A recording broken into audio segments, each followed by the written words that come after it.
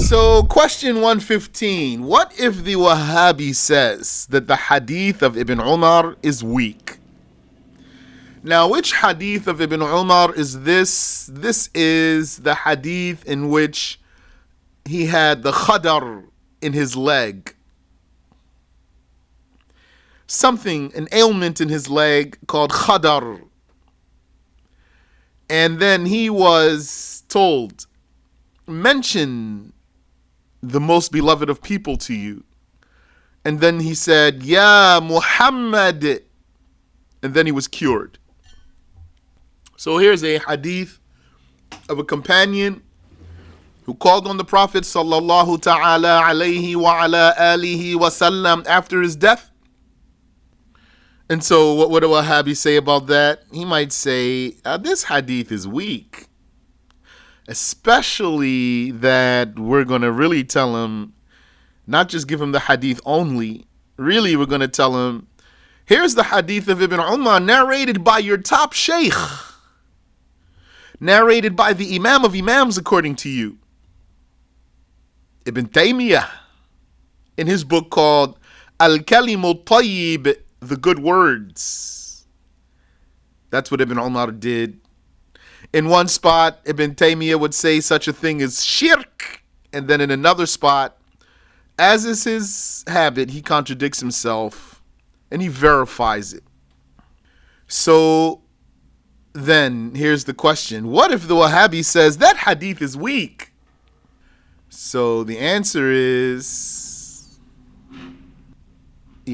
amongst the answers is to say, even if it were weak, so you don't want to really argue about whether it's weak or not. It's not weak though. It's not weak. But that's another discussion. And that's enough to get, let's say, a Wahhabi with some practice to get you off of the point. So whether it's weak or it's not weak, the point is, Ibn Taymiyyah deemed it good. So what do you say about Ibn Taymiyyah who deemed it good? The best thing you can say is that the hadith is weak. You're weak. Don't you realize how bad of an answer that is? It's not a point whether the hadith is weak or not. Point is that he deemed it good, a good thing to say. So that's how you answer him. When he says, this hadith is weak, tell him, focus with me. Concentrate. Ibn Taymiyyah narrated this hadith in a book. It's a booklet. It's not a big book. In a booklet that he called Al-Kalimu Tayyib, the good words. I had a copy. Subhanallah. Maybe I still have it, but I haven't seen it. It's not hard to get though.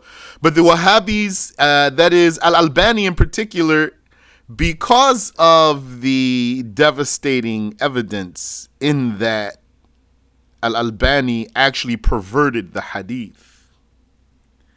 And he removed the word ya from the narration, which is the calling particle.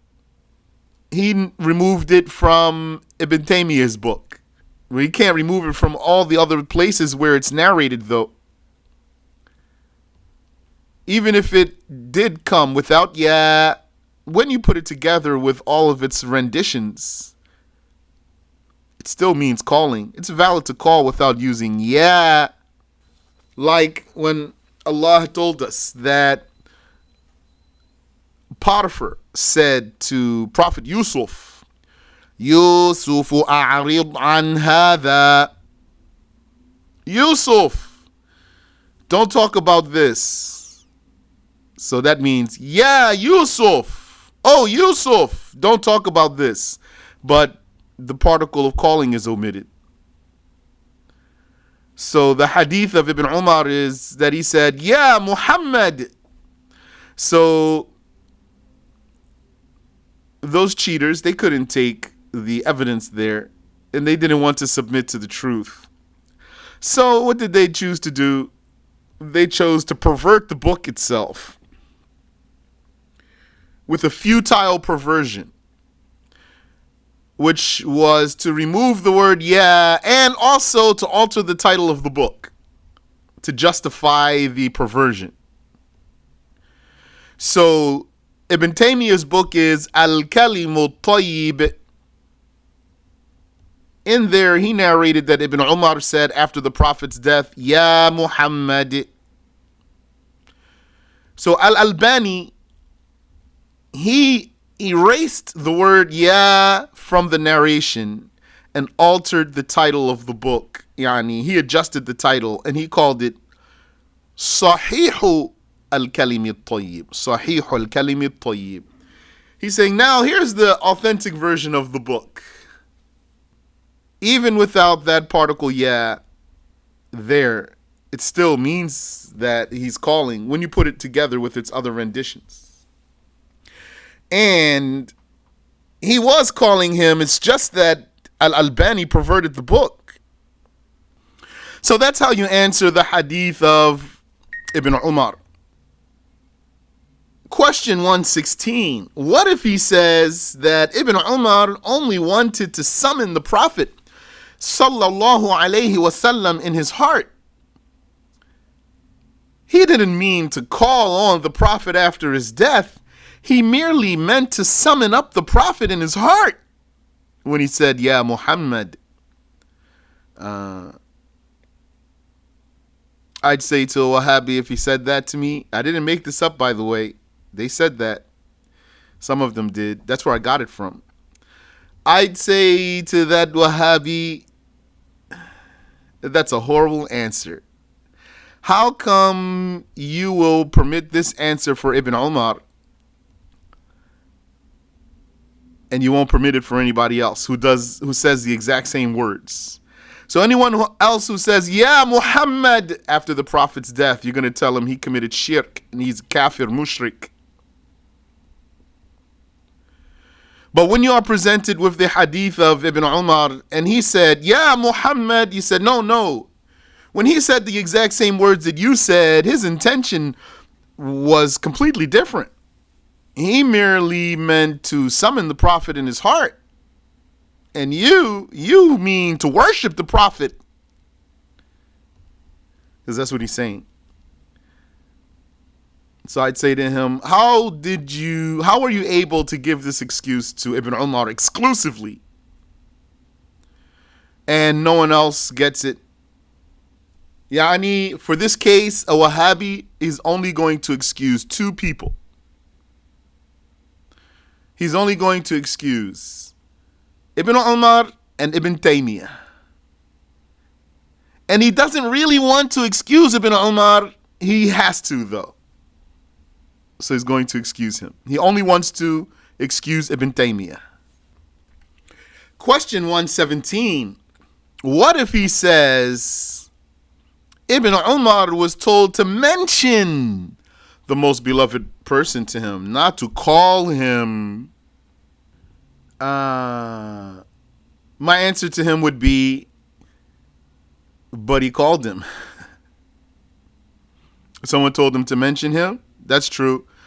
In the narration says, Uzkur ahabba nasi ilayk. Mention the most beloved of people to you. So then the Wahhabi is going to say, therefore, he was only mentioning the Prophet. I would say to him, no, he didn't merely mention him. He actually called him because he said, Ya Muhammad. And calling is mentioning anyway. By calling him, he mentioned him. There's no contradiction because mentioning is saying. So he mentioned him by calling him after his death, seeking his help. Actually, what he did was called istighatha. Istighatha. This name that the Wahhabis hate very much. Istighatha. The Wahhabis say, al-istighatha to shirk. That's not true. The scholars of Nahu never said that. We have Ibn Hisham's quote. Ibn Hisham, in the explanation of Qatrun Nada, he was defining al-mustaghathu bih. Al-mustaghathu bih. Al-mustaghathu bihi, that's a type of called one. So in Arabic, you have a chapter called Nida or Munada. Al-Munada. Al-Munada means calling. So in this chapter of calling, there are details. So we have some here in the book. You have here the quote of Al-Hariri about the particles of calling. And then we have here also the quote of Ibn Hisham in discussing a particular type of called one. This is a case in the Arabic language. He's called al-mustaghathu bih. Mustaghath means the one you're seeking his help. Al-mustaghathu bihi, the one whose help is sought. And as you can hear, mustaghathu, it sounds like istighatha. Istighatha is the source of mustaghath. Istighatha, the exact thing that the Wahhabis say, that's shirk. It has a chapter in the books of grammar. And the one whom you call for seeking his help is called al-mustaghathu bih. Here Ibn Hisham defined it. He said, وَهُوَ كُلُّ اسْمٍ نُودِيَ لِيُخَلِّصَ مِنْ شِدَّةٍ أو يعين على دفع مشقة. It is every name called for relief from trouble or for assistance in repelling difficulty. So that's what Ibn Umar did when he said, Ya Muhammad, because of that ailment in his leg. And then he was cured. So that was a case grammatically of al-mustaghathu bih, the one whose help is sought. So he sought the Prophet's help after his death, literally. So according to the Wahhabis, really Ibn Umar is mushrik. So this is a very strong argument against the Wahhabis, so strong that it caused Al-Albani to pervert Ibn Taymiyyah's book and change the title, and caused the Wahhabi to come up with a corny answer to say, he just was trying to summon up the Prophet in his heart. And also another corny answer, which is to say, he was told to mention the Prophet, not to call him. But he did call him, though, which is still mentioning him. That's so weak. So Wahhabi is destroyed here. Question 118.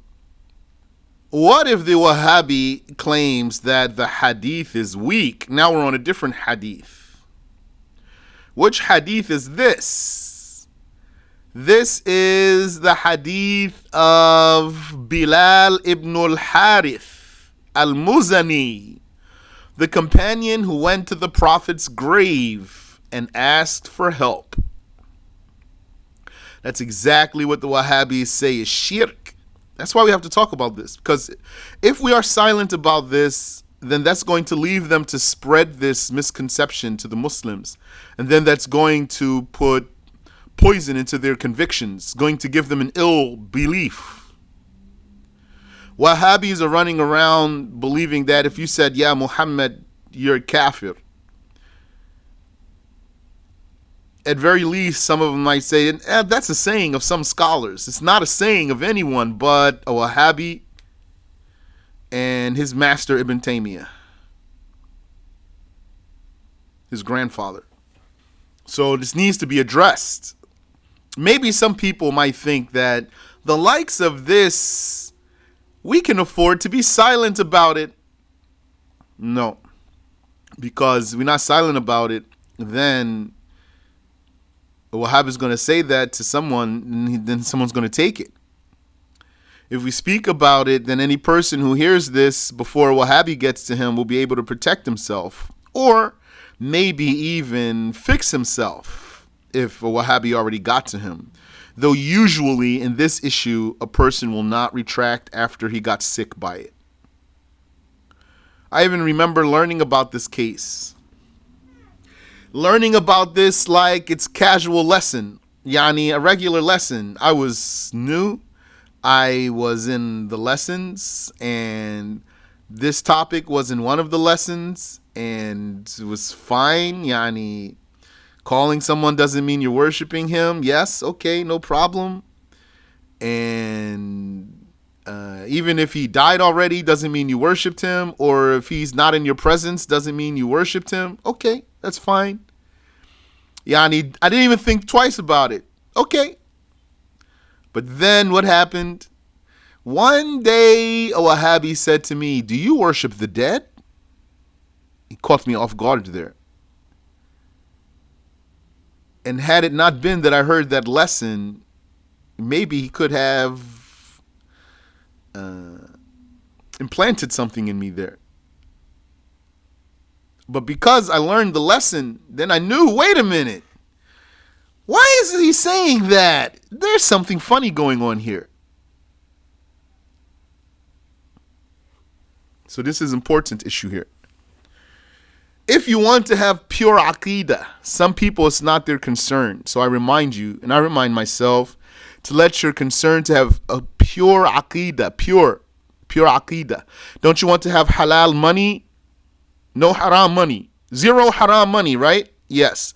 Don't you want to have a lawful relationship with your spouse? Yes. A valid marriage contract, 2 thumbs up. Yes, yes. Okay. Don't you want to have also pure aqidah?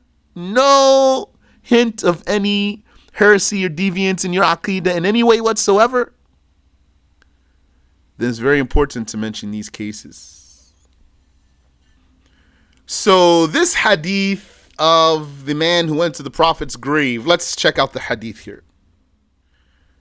So I'll just read the English because this is a review. From the round of Malik ad-Dar, that he said, the people were inflicted with famine at the time of Umar ibn al-Khattab. So a man came to the grave of the Prophet sallallahu alaihi wasallam and said, O Messenger of Allah, seek the rain for your nation, for certainly they are perishing. In another version of this story, this man that we're going to say who he is, his family told him, go out and slaughter a sheep for us. He said, there's not even anything on their bones. Those sheep don't even have anything on their bones. They said, do it. So he went out, he slaughtered the sheep, and when he started to cut it apart, he found that its meat is just red. The meat of it is just red because so skinny. Then after that, he went to the Prophet's grave, alayhi salatu wassalam. So he went to the Prophet's grave and he said, Ya Rasulallah, istasqi li ummatik, fa innahum qad halaku. O Messenger of Allah, seek the rain for your nation, for certainly they are perishing. Then the Messenger of Allah sallallahu alayhi wasallam came to him in a dream and said, go to Umar and pass the salam to him from me, and inform him that they will be irrigated, they will be watered, and say to him, endeavor, endeavor. And so the man came and informed Umar. Then Umar said, O my Lord, I do not fall short except in what I am unable to do. And what he means is, oh my Lord, I don't know what I'm missing. So that's the hadith. So then there's the question, what if the Wahhabi says this hadith is weak? Then we'll cite for him Hafiz ibn Kathir that he relies on, that he trusts.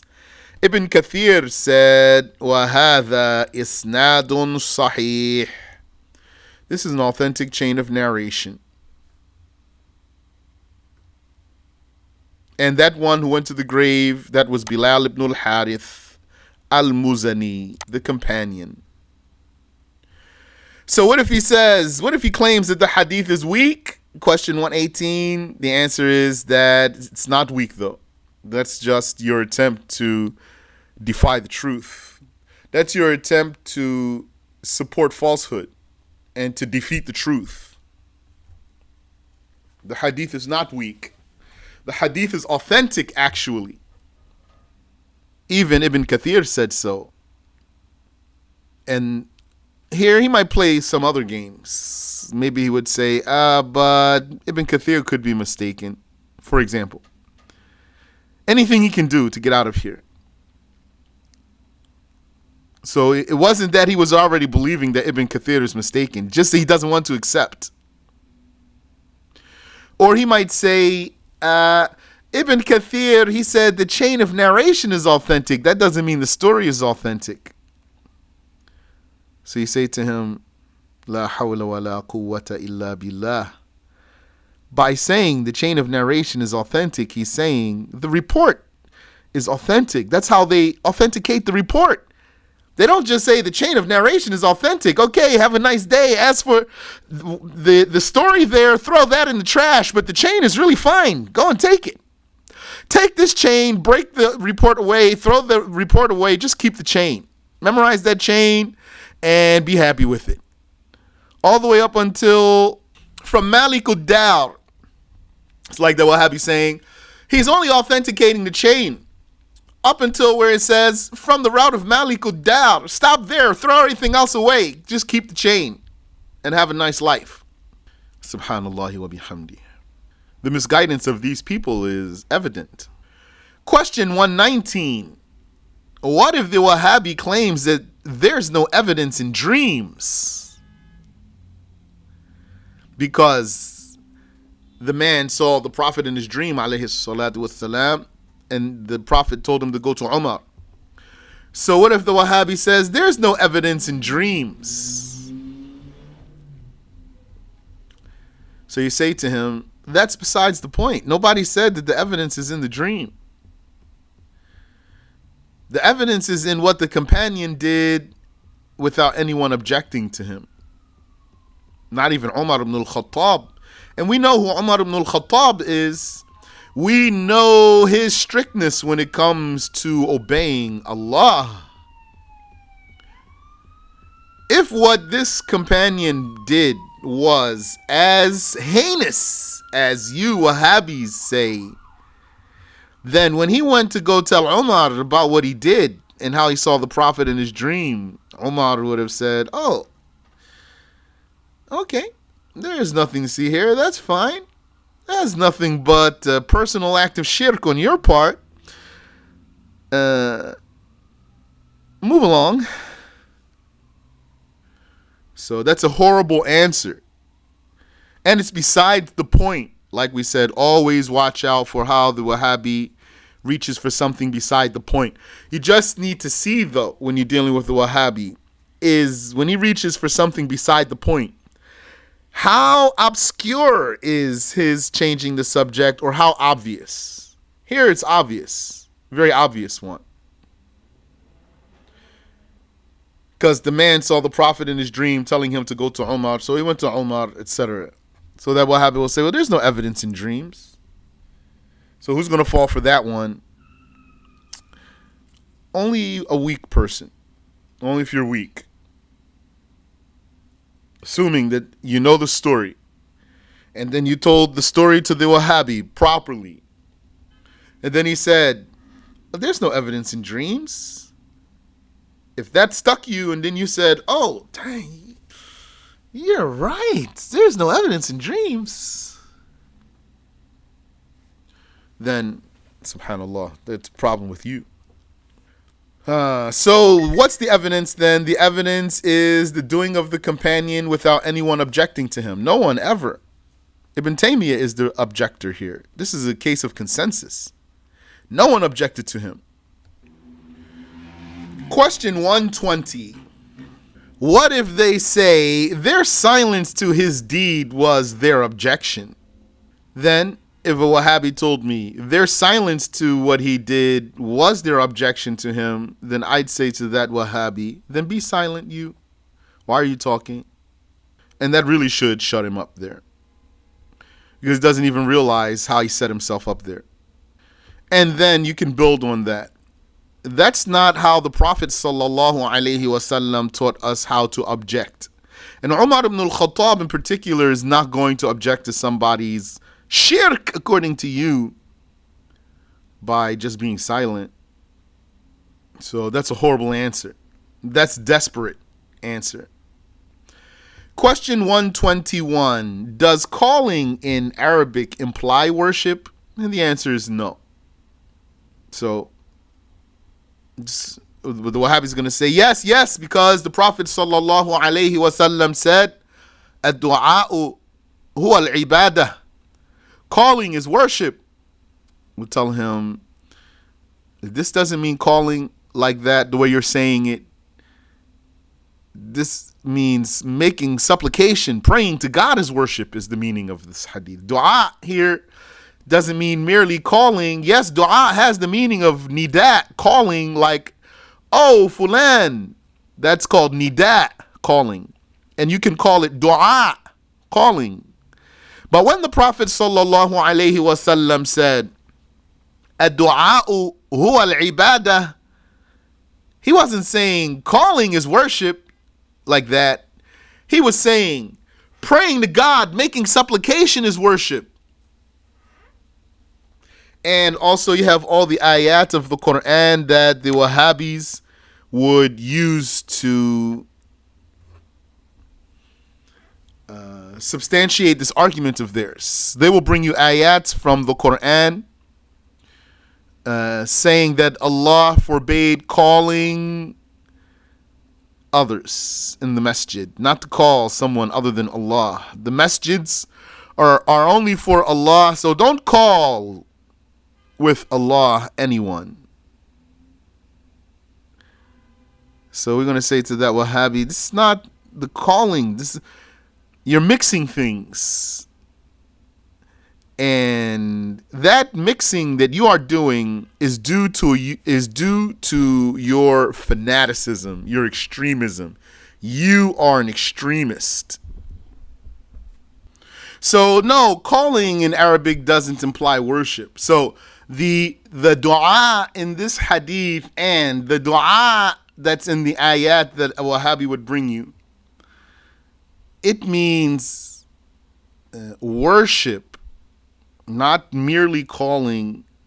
But this word dua, it does carry the meaning of nida, which is merely calling. When you say, Ya Abdullah, oh Abdullah, it's like you're saying, Ad'u Abdullah, I call, Ad'u, I call. So Ad'u, I call, that comes from the word da'wah or dua, calling. That's not what the Prophet meant, alayhi salatu wassalam, when he said, Ad-du'a'u huwa al-ibadah. Had you not been an extremist, then you wouldn't have gone there. Question 122. Why does the Wahhabi think that calling someone who has died or is absent is shirk? He thinks that because of the texts that he has misinterpreted, that we just now talked about. Ad-du'a'u huwa al-ibadah. This has different renditions too. So he says, in his mind, this means calling is worship. And then if someone said, Ya Muhammad, he would say, huh? You called the Prophet? You worshipped him. So it's like he has a pea brain. Question 123. What if the Wahhabi excuses Abraham by saying that he was a prophet? What's that about? If the Wahhabi excuses Abraham for what? Because Abraham, he called the dead and he called the absent. He did both of those. When did he call the dead? He called the dead when he dissected the birds and distributed their pieces. And then he stood in a central location and then he called them. ثُمَّ دُعُوهُنْ, then call them, O Abraham. يَأْتِينَكَ سَعْيًا, and then all their pieces will come back to you. That was the miracle of Ibrahim alayhi salatu wassalam. So he called the dead. The Wahhabiy's not going to call him a kafir for that, or mushrik. And also he called the absent when he stood upon the stone after he finished building the Kaaba. And he said, Ya ayyuhan nas kutiba alaykumul hajj. O people, Hajj has been made obligatory upon you. And according to some renditions of this story, he made everyone in heavens and earth hear him. And according to some renditions, even the seminal fluid in the spines of the men heard him. And the fetuses in the bellies of the women heard him. So then Wahhabi is going to excuse him and say, well, he was a prophet though. So then I'd say to that Wahhabi, oh, so according to you, then calling the dead or calling the absent is kufr unless you're a prophet. So if you're a prophet and then you do it, then it's fine. But if you're not a prophet and then you do it, then you are a complete kafir. So when you put it in those words, then it sounds very ridiculous. Question 124. Is there any evidence that the dead can hear? Yes, there's evidence that the dead can hear. Didn't the Prophet sallallahu alaihi wasallam say that angels Munkar and Nakir go to the grave and they question the person? So would they do sign language for him, or they speak to him and he hears them? They speak to him and he hears them. And there's other evidence for that too. Now the Wahhabi might bring you the ayah, Innaka la tusmi'ul mawta. You can count on a Wahhabi bringing you this ayah if you're in this discussion. Innaka la tusmi'ul mawta. You do not make the dead hear, O Muhammad. So I might say to a Wahhabi, so you don't see how you misinterpreted this ayah. You don't see how you misinterpreted this ayah, huh? So maybe he would say, how's that? And so I'd say to him, do you think that the Prophet sallallahu alaihi wasallam was going to the cemetery and he was calling the dead people to Islam? He would say, no. So I would say to him, so why you interpret the ayah this way? You do not make the dead hear, O Muhammad. Because you, Wahhabi, you're talking about real dead people, right? Yes, you are. You're talking about real literal dead people. And then you brought me the ayah to say that Muhammad doesn't make the dead hear, and you're talking about real literal dead people. So you think that the Prophet sallallahu alaihi wasallam was going around to the graves to call dead people to Islam? So here he should feel like a moron. So the mauta here in this ayah, the dead, those are the mushriks who are alive. Allah likened them to dead ones. Not that they were really dead, they were alive. You don't make them hear, O Muhammad. Those dead ones, you don't make them hear. Those ones who are alive, that you're calling them to Islam, you don't make them hear, O Muhammad. Those ones that are not accepting, yani. Praise be to Allah that He didn't make us Wahhabis. Thank Allah. A lot of people in our time, they are Wahhabis. And some of them are very convinced that they have the right religion. Subhanallah wa bihamdi. And a lot of Muslims don't know about the Wahhabis. Question 125. Didn't the Prophet sallallahu alaihi wasallam forbid talismans and amulets? So how are you going to address this question? If it were me, how would I address this question? Because if I just tell him yes, he's going to say, then this what you put around your neck and what all those Muslims put around their necks, or those who put those things around their necks, you are committing shirk in your own confession. And then I'll have to explain to him why it's different. And I can't just say no, because there's a hadith like that. So another option, though, would be to say, first of all, though, but the hadith, I'm sorry, the question, his question, what's the answer for it? Yes or no? So one of the things that I'm practicing here, and I'm trying to make you also make a part of yourselves, is to recognize a question for what it is. Is the answer for the question yes or no, or is the answer for the question some elaboration? It's this way or that way. So just like if I don't want to accept for someone to ask me, if I don't accept for someone to dodge my answer when I say to him a question, I want to hear from him yes or no. That's what I want. Didn't the Prophet sallallahu alaihi wasallam say to treat others as you want yourself to be treated? So if I ask you a question and the answer to this question is yes or no, I want you to answer that. So it's only right then, if you ask me a question that the answer is yes or no, then I'm going to answer that. If I'm really on the truth and I'm really going to be fair, then I should do it too. It should apply to me.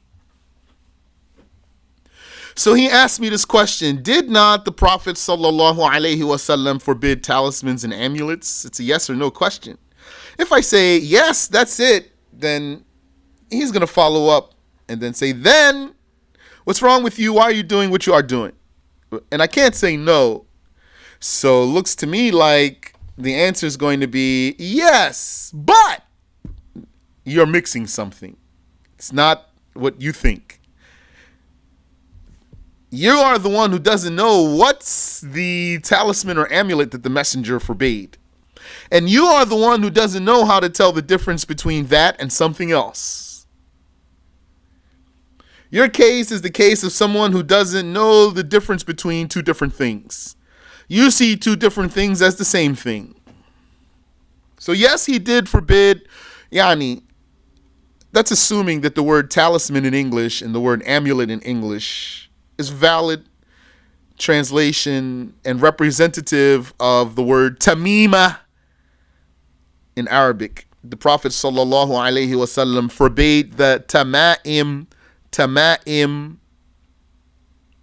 So assuming talismans and amulets is an accurate translation for tama'im, you, Wahhabiyy, you're the one who doesn't know the difference between that and something else. Sometimes a person doesn't know the difference between things. So then maybe he'd say, what's the difference? So the difference is that what the Prophet sallallahu alaihi wasallam was forbidding was something that the pagan Arabs used to practice. Those pagan Arabs who believed that other than Allah creates, and they believed in luck, and they believed in superstition, and they used to go to fortune tellers. They are the ones who used to have some talisman or amulet. Allah knows what they put in there. If they're putting in their feathers or stones or something else in there, Allahu Alam what they put in there or what they might write on there. But their belief is that this thing creates the benefit, not that Allah is creator of benefit. And what Muslims do is, let's see the hadith. I'll just read the English. From the route of Umar ibn Shu'aib from his grandfather, that the Messenger of Allah sallallahu alaihi wasallam said, if one of you wakes up frightened, then let him say, I seek refuge with the perfect words of Allah from his ghadab and his punishment, the evil of his slaves, from the whispers of the devil, and that the devil would afflict me. He said, and Abdullah ibn Amr used to teach this dua to his pubescent children so that they could say it for themselves. And whoever did not reach puberty among his children, those who weren't big enough yet to say it for themselves, he wrote it and hung it on their necks. That's Sahabi. And we have here the commentaries of the scholars who validated that.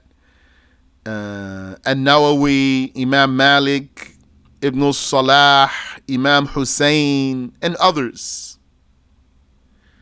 Now you can review, insha'Allah ta'ala. We have a list here. An-Nawawi, At-Tirmidhi, Judge Hussein, Ibn Salah, At-Tabari, Malik, the companion, Abdullah bin Amr. So there's no problem here.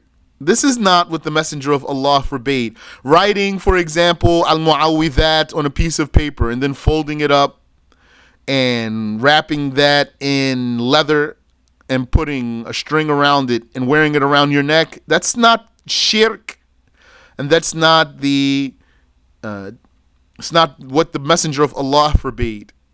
It's different. Might look to a Wahhabi like they look the same, but they're not the same.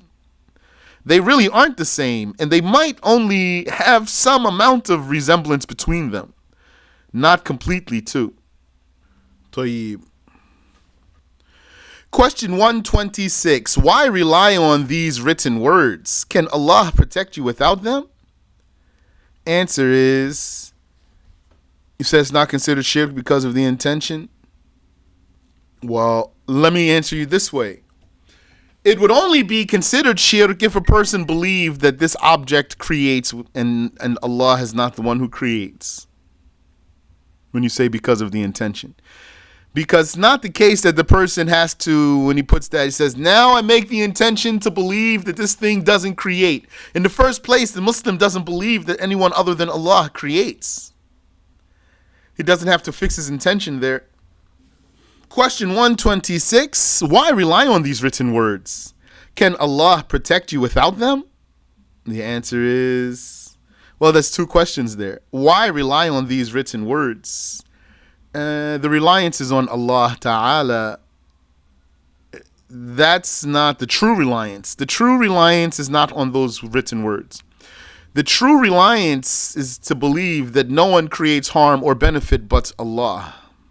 It could be said that we relied on those written words, but it's not the true reliance. Really, all we did with those written words is hope that they help. We are hoping that they help. And they do help, though. They do help. They have protection from things. And amongst what they protect from is the jinn. Do you know, subhanallah, you know how what people call sleep paralysis, which is really the shaitan that holds you down when you're trying to fall asleep? That's not a medical condition called sleep paralysis. That's a shaitan. That's a genie. He's in your house, in your bedroom, holding you down while you're trying to sleep. And then he wakes you up and you're stuck. And then you're trying to push, and then he gets off you, and then he's going to bother you 2, 3, 4 more times until you fall asleep, and then khalas, it's not going to bother you anymore because you're asleep. So you have one of those that helps you from that. It's obvious help. Sometimes the shaitan will come to bother you, and when you put that, khalas, you can still feel him trying, but he can't get past it. It's like a barrier for him. I'm telling you that from experience and from hearing from others too. And maybe some of you know what I'm talking about. Can Allah protect you without them? Of course He can. But why do you even say any words for protection? Why do you recite al-mu'awwidhat with your tongue, you Wahhabi? Or recite any other words for protection? Why do you do it? Why do you make dua? Wahhabi. Can Allah protect you and help you without you uttering a word? Now the answer is yes, but He's not going to say it. Probably He'll just say, you're stubborn, you're arrogant. I'm done with you. We have one last question, and that's going to be the end of this. Question 127. What if he says that some of the tabi'un explain these to be about the one who's dying? What's that? Here he's talking about, this is you having a conversation with the Wahhabi about reciting Quran over the grave. And you bring him the hadiths when he objects to you because he's a cold-hearted, stone-hearted, mean Wahhabi. And he objects to you for reciting Quran over your dead. So then you tell him, the Prophet ﷺ said, recite Yasin over your dead. And there's other hadiths that prove reciting Quran over the dead. So he might say, La, some of the tabi'un explain these hadiths. They mean to recite over the one who's dying. He's not dead yet. So you might say to that Wahhabi, why would it just turn all of a sudden into worship? Let's say I'm reciting over this Muslim, he's dying. If I'm reciting Quran while he's dying, he's still alive though, and then if he died right there in my presence, it's just going to automatically turn into worship? Now I worshipped him all of a sudden? Became worshiping him? No. So that's one thing. Two, this interpretation of some of the tabi'un, we are not bound to it because it's not what appears from the hadith. He said, ala mautakum, over your dead. So when some of the tabi'un said this means al-muhtadar, the one who's dying, not dead yet, that's an alternative interpretation that we are not bound to. This alternative interpretation doesn't even have any evidence. There's no need for us to take this alternative interpretation because there's no need for this interpretation. This alternative interpretation has no need. Wallahu a'lam. By that, we have completed how to debate the so-called Salafiyyah. And we completed all the review questions there. Congratulations. Subhanallah. I do have something that I never finished going over with you, brothers and sisters.